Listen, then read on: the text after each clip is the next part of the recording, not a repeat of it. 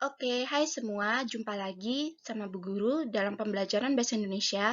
Nah, sekarang kita udah masuk di bab 3, yaitu menyusun cerita pendek. Kenapa sih kita belajar ini? Nah, yang pertama mungkin eh, di sini Bu Guru akan menjelaskan langkah-langkahnya mengenai menyusun cerita pendek. Dan cerita pendek itu adalah cerita yang secara fiktif dan non-fiktif ya. Jadi kalian tuh dengan belajar menyusun cerita pendek, kalian juga bisa nanti itu menjadi penulis, contohnya seperti itu ya. Nah, seperti apa sih itu menyusun cerita pendek? Nah, Bu Guru akan jelaskan di slide selanjutnya. Yang pertama, Bu Guru akan menjelaskan naratif ya. Naratif itu cerita. Nah, naratif itu adalah merupakan teks yang berfokus pada tokoh khusus ya. Jadi yang diceritakan tuh fokus pada tentang karakter-karakter tokohnya. Nah, terus habis itu fungsi sosial naratif adalah menceritakan kisah atau peristiwa lalu untuk menghibur halayak. Oke, terus selanjutnya yaitu ada unsur-unsur pembangun cerpen. Kalian sudah familiar ya dengan kata-kata ini, sering Bu Guru jelaskan juga. Yang pertama yaitu harus ada temanya.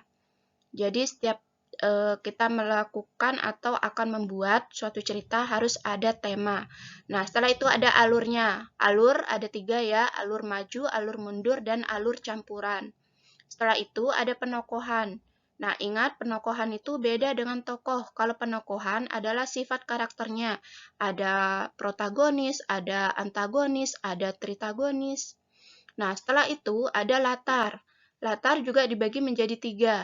Yang pertama latar tempat, waktu, dan sosial tuh yang dimaksud sosial itu adalah peristiwanya ya, atau suasananya.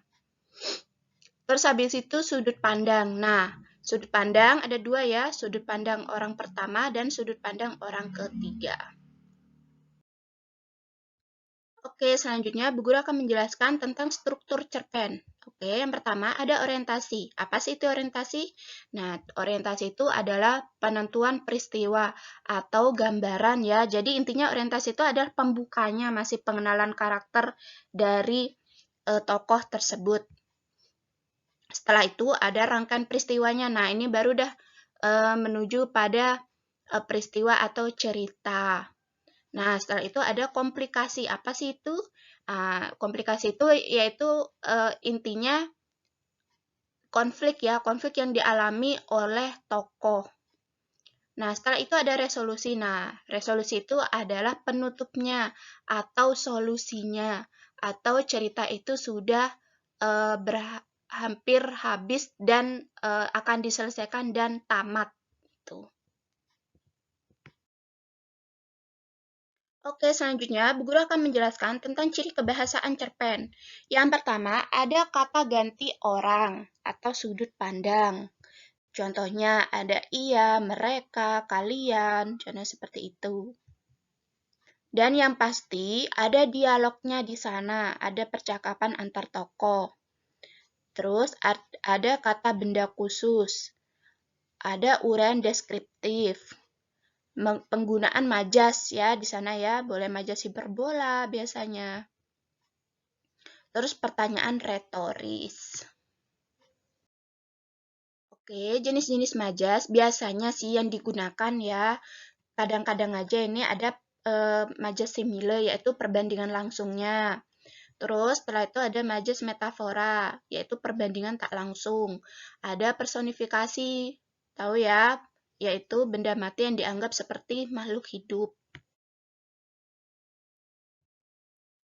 Ya, setelah itu Bu Guru akan menjelaskan tentang langkah-langkah menulis cerpen. Yang pertama mencari gagasan ya. Nah, itu percaya dengan gaya bahasa sendiri. Jadi kalian menggunakan kalimat-kalimat kalian sendiri. Namanya juga bercerita ya, sama seperti kalau kalian itu bercerita dengan teman dengan cara lisan. Dan harus ada awalan ceritanya. Terus memadukan peristiwa-peristiwa, itu kuncinya ya. Menentukan ending penutupnya itu bagaimana, mau happy ending atau sad ending. mengedapkan cerpen. Terus menyunting cerpen yang diendapkan. Jadi kalian sunting dulu kata-kata cerpen tuh yang anggapannya menurut kalian tuh tidak padu ya. Jadi kalian sunting di sana. Jangan berhenti menulis intinya. Nah, selanjutnya yaitu cara-cara membangun karakter tokoh. Yang pertama yaitu melalui ucapan-ucapan tokoh. Yang kedua, pemberian nama. Yang ketiga, deskripsi yang disampaikan penulis. Yang keempat, pendapat tokoh-tokoh lain. Dan yang terakhir yaitu sikap atau reaksi tokoh terhadap kejadian tersebut. Memperhatikan video pembelajaran dari Bu Guru tadi, Bu Guru harap kalian bisa bertanggung jawab juga nanti untuk tugasnya ya. Nah, untuk tugas nanti Bu Guru akan berikan di file selanjutnya. Terima kasih untuk hari ini dan sampai jumpa.